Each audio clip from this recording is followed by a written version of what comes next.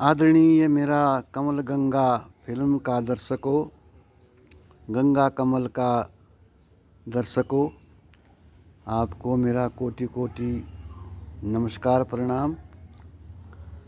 आप सभी कुशल होंगे और परमात्मा से यही उम्मीद करता हूँ कि आप सभी जो मेरा चैनल देखते हैं वो सभी सुखी रहें और उनके घर में उन्नति हो, वैभवशाली हो, सुखपूर्ण उनके परिवार का जीवन हो, यही कामना करता हूँ।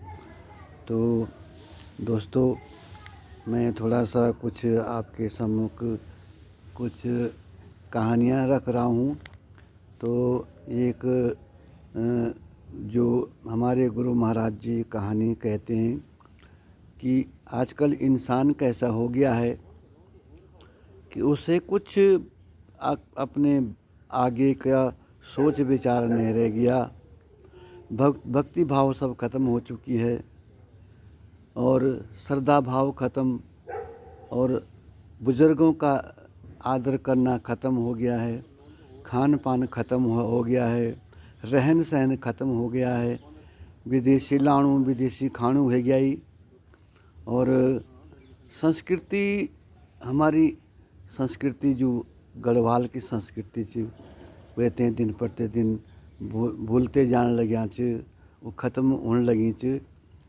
बस एक ढोल भी हमारी संस्कृति च वे बजाउण भी लोगों ने छोड़ी ली हैं, अपनी वेशभूषा छोड़ी ली।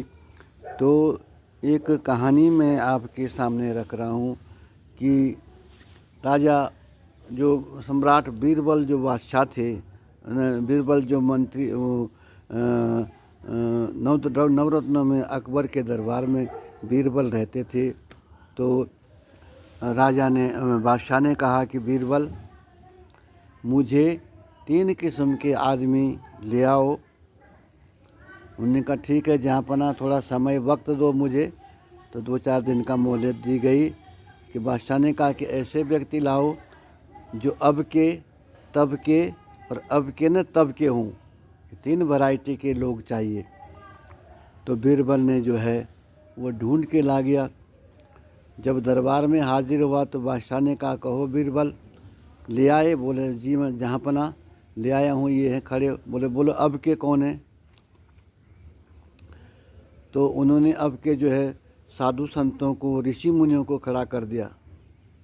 जो तपस्वी थे, जो भक्त थे, जो साधु संत थे, जो पहुँचे हुए संत, वो उनको खड़ा कर दिया।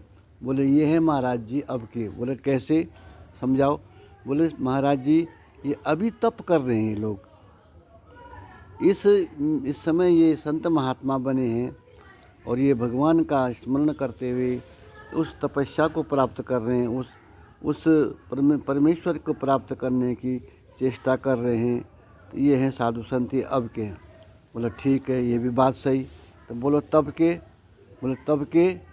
बोले देखो महाराज, ये जो बड़े बड़े मंत्री हैं, ये जो आपके दरबार में भी बड़े बड़े पदों में हैं, ये जो बड़े बड़े आसनों में आसीन हैं, बड़े बड़े पदों पर हैं, मंत्री हैं, राजा हैं, महाराजा, धनवान हैं, और जो ऐशो आराम जिनके लिए कोई कमी नहीं है।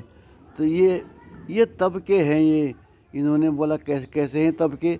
बोले महाराज झांपना ये जो हैं, इन्होंने उस वक्त पिछले जन्म में इन्होंने बहुत बड़ी तपस्याएं की, बहुत बड़ा तप किया, जिसका फल ये आज भोग रहे हैं। बोला ठीक है, ये भी ठीक है। तो बोले तो दूसरे जो अब के न तब के हैं, तो उन्होंने क्या किया कि जो गुंडे होते हैं वो रामपुरी चाकू वाले, और जिन्होंने तमंचे पिस्टल जेब में रखे, लोगों को मारना काटना, ये करना वो करना।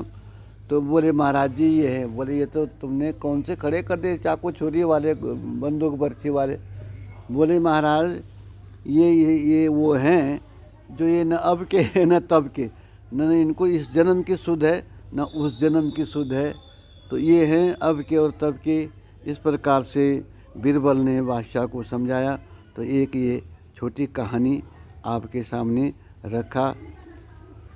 फिर कहीं शेरो शायरी हो रही थी, तो वो एक शायर जो है शेर कह रहा था कि न शिकवा करूँगा न गिला करूँगा, तुम सलामत रहो मैं दुआ करूँगा। तो एक बंगाली भी भाई वहाँ बैठा था शायरों के बीच में सुनने के लिए, तो उसे वो शेर बड़ा पसंद आया। उसने उस शायर से कहा कि भाईजान ये शेर मुझे लिख दो। ठीक है, लिख देता हूँ, लेकिन कल तुझे मेरे को सुनाना पड़ेगा इसको। तो बंगाली ने लिखा वो शेर, रात भर याद करता रहा। आया सवेरे, उन्होंने कहा हाँ हो गया, याद हो गया? बोला हाँ हो गया। बोले सुनाओ। तो न शिकवा करूँगा न गिला करूँगा, तुम सलामत रहो मैं दुआ करूँगा। तो वो क्या बोलता, न सूखा कोरेगा न गीला कोरेगा, न सूखा कोरेगा न गीला कोरेगा, तुम साला मत रो मैं दवा करेगा। अब ट्रीटमेंट करने लग गया। जय हिंद, जय उत्तराखंड।